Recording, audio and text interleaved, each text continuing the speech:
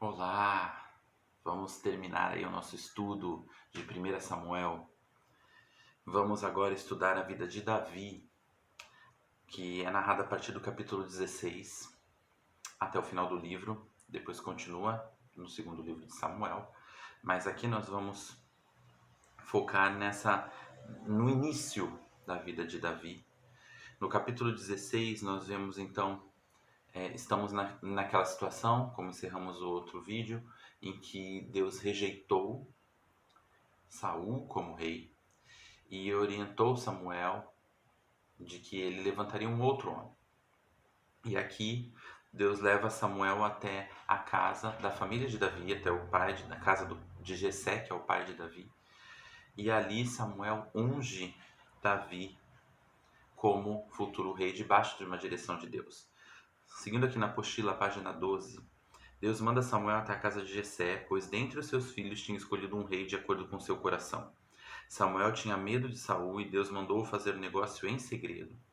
Dentre os filhos de Jessé foi escolhido o oitavo, mais novo, o que parecia menos indicado para o cargo. Seu nome era Davi, que significa amigo ou amado.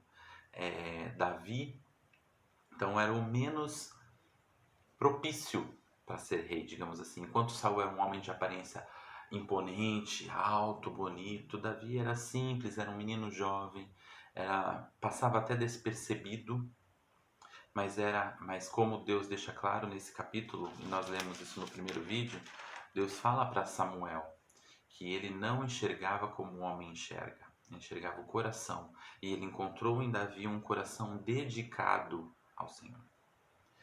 Aí então Davi Davi ungido, rei e cheio do poder de Deus já, Davi começa a se aproximar de Saul e da figura do rei. De início, ainda no final do capítulo 16, ele é colocado como servo de Saul. Davi, através da sua harpa, de tocar a sua harpa, ele consegue expulsar os demônios que atormentavam Saul, e assim ele passa a se aproximar do rei, a trabalhar, digamos, na corte do rei. E no capítulo 17, um capítulo muito famoso, um texto muito famoso, os filisteus afrontam o povo de Israel e enviam um guerreiro seu para combater um guerreiro de Israel. E esse guerreiro enviado pelos filisteus é Golias, um homem de alta estatura, um homem demonstrando imponência ali, representando o povo filisteu. O texto aqui da apostila diz assim: muitas vezes na antiguidade as guerras eram decididas através de um combate entre seus representantes, e era o caso aqui. Esse foi o desafio feito por Golias de Gate, de altura de 6 côvados, ou seja, aproximadamente 2,90 m. Usava uma couraça de peso de 5.000 ciclos de bronze, ou seja, 70 quilos, só a sua armadura. Diariamente Golias lançava um desafio ao povo de Israel para que enviassem um representante para lutar com ele e assim decidir a batalha. Então, um homem dos filisteus, um representante do exército filisteu, lutaria com um representante do exército de Israel e assim decidiriam quem era o vencedor. E ninguém se prontificava, nem o próprio rei Saul, que já sabia essa época que Deus não estava mais com ele, se prontificava a enfrentar Golias. Até que Davi, ali presente, ele ouve o desafio, ele vai ali para ajudar os seus irmãos, para procurar maiores informações sobre os seus irmãos que estavam na batalha. Ele ouve o desafio de Golias e ele se prontifica. Ele se apresenta a Saul, ele se diz disposto a enfrentar, ele reconhece que Deus já o ajudou em outras situações, ele reconhece que Deus estará com ele ali para enfrentar o filisteu, um ímpio que estava afrontando o nome do Senhor. E ele rejeita a armadura que Saul dá, as armas e armaduras que Saul lhe dá, porque não se serviriam nele.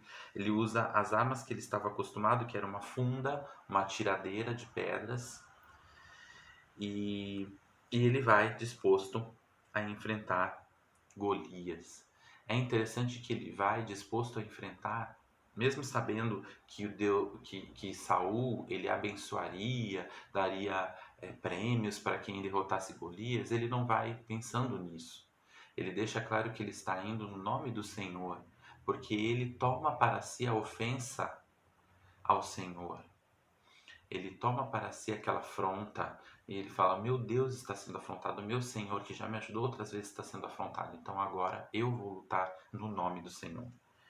Aqui o texto da apostila diz: no combate com Golias, Davi manteve o confronto à distância, acertando com uma pedra a cabeça do gigante, ferindo-o mortalmente, e com a espada de Golias cortou a sua cabeça. Fica claro que a vitória na batalha não depende das armas que usamos, mas da presença do Senhor conosco. Deus estava com Davi. Davi estava disposto a lutar em nome de Deus e Deus lutou com Davi. Isso fica claro. E a partir daí, então, do capítulo 18 em diante, Davi começa a se destacar. Davi, então, ganha o direito de se casar com uma das filhas de Saul. Davi começa a comandar os exércitos de Saul. Davi se destaca cada vez mais porque ele é ungido do Senhor. Deus está com ele, as pessoas reconhecem isso, inclusive o próprio Saul. E Saul começa, então, a sentir ciúmes, porque começa a enxergar que Deus agora está abençoando Davi e não mais ele. Davi cria um laço de amizade com Jonatas, que é o filho de Saul e, portanto, seria o príncipe, talvez até futuro rei. Isso tudo desagrada Saul tremendamente, que passa a perseguir Davi e tentar matá-lo. Por inveja, por ciúme, por medo de perder, né, aquilo que ele havia conquistado, digamos assim, aquilo que ele tinha, que era o trono, o reinado, o poder. Tudo isso influenciou a vida de Saul, porque Saul já não era mais influenciado pelo Espírito de Deus. Lembrando que nessa época não era como hoje, que o Espírito mora em nós.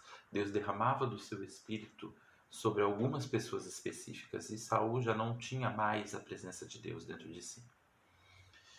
E essa presença agora estava em Davi. Então, as trevas não compactuam com a luz. Então era algo natural, digamos assim, que Saul não conseguisse suportar Davi, como as trevas não suportam a luz. E assim, Saul então vai agindo contra Davi de diversas formas. Nós vemos aqui nos capítulos seguintes, Davi sendo perseguido, Davi tendo que fugir, deixar a sua esposa, deixar a sua família, deixar tudo que tinha para se esconder do rei.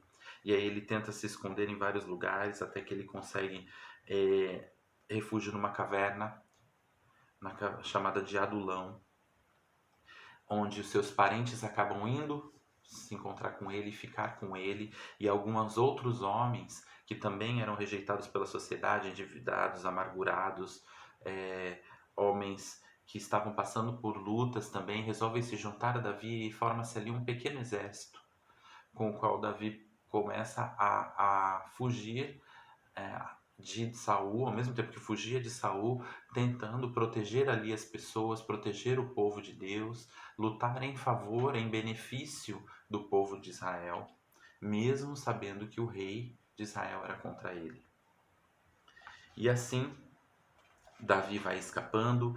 Deus, inclusive, permite, em determinados momentos, em duas ocasiões, na verdade, que Davi tem a oportunidade de matar Saul e quem sabe assim eliminar de vez esse mal, essa perseguição, essa luta, essa inquietação. Mas Davi deixa claro que ele não tocaria num homem que havia sido ungido por Deus. Ele sabia que Saul estava reinando porque Deus o havia colocado lá e não ia ser ele, na sua força, que ia tirar. Quem ia tirar Saul do reinado seria Deus.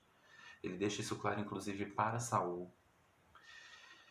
E assim, Davi demonstra temor, demonstra humildade, demonstra obediência à vontade do Senhor e continua vivendo no deserto, vivendo como fugitivo, passando por todo tipo de provação, lutando em guerras, em batalhas, inclusive tendo que lutar até pelos filisteus, porque em determinado momento o único lugar que ele consegue abrigo é no meio do povo filisteu.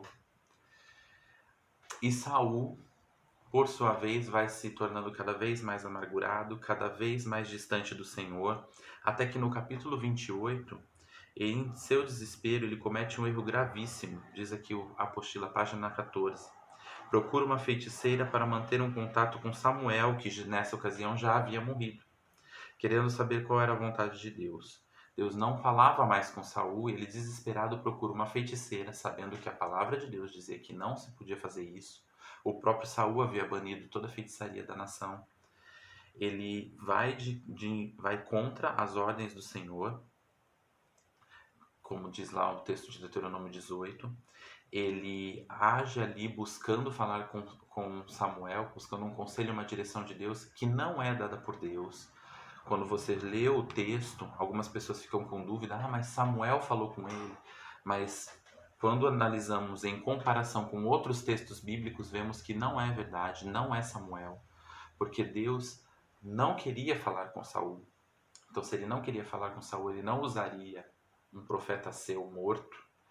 Deus não usaria os mortos para falar, porque a Bíblia deixa claro que após a morte segue-se o juízo, os espíritos não ficam vagando por aí. Saul estava agindo em desacordo com a palavra de Deus. Saul, a própria palavra diz que esse fato foi um dos motivos pelos quais Deus reprovou Saul. O texto está lá em 1 Crônicas 10, 13 e 14. Então a gente vê claramente que não era Samuel ali. Era um espírito maligno se passando por Samuel. E por fim, Saul ouve ali aquele espírito que lhe diz que Deus não vai lutar mais com ele, que ele vai perecer lutando contra os filisteus, e por fim isso acaba acontecendo de fato. Segue-se aí outras batalhas, Israel continua confrontando os filisteus, Davi luta por sua vez com os amalequitas, e mesmo estando no meio dos filisteus ele não luta contra o povo de Israel, ele luta contra os amalequitas. Mas Saul, no último capítulo do livro, capítulo 31, Saul, seu filho Jonatas, seu filho Abinadab e Malquizua morrem em batalha. Saul então decide se suicidar e acaba ali com sua vida e com essa jornada triste, como eu falei no vídeo anterior. Davi, por sua vez, continua sendo abençoado por Deus, continua experimentando o cuidado de Deus, mesmo no meio do deserto, mesmo no meio das lutas. E nós vemos que tudo isso, toda a sua obediência, ela é honrada. Honrada, onde nós vemos isso? Ela é honrada no decorrer dos anos seguintes, quando ele, por fim, se torna o rei. Mas isso é assunto para a nossa próxima aula, quando estudaremos o segundo livro de Samuel. Ali veremos o resultado, a colheita dessa obediência de Davi, a colheita da dedicação de Davi, de toda a fidelidade que ele manteve com Deus, mesmo no meio do deserto, mesmo no meio das lutas. Mas veremos também que Davi também teve suas falhas. Mesmo sendo um homem segundo o coração de Deus, ele não foi perfeito. Mas vamos deixar tudo isso para a próxima aula. Amém? Que Deus abençoe vocês, que vocês possam estudar essa apostila, estudar esses vídeos, estudar o nosso material de apoio, se aprofundar nesse assunto, ler principalmente a palavra de Deus e aprender com a história desses três homens, Samuel, Saul e Davi. Deus abençoe, até mais.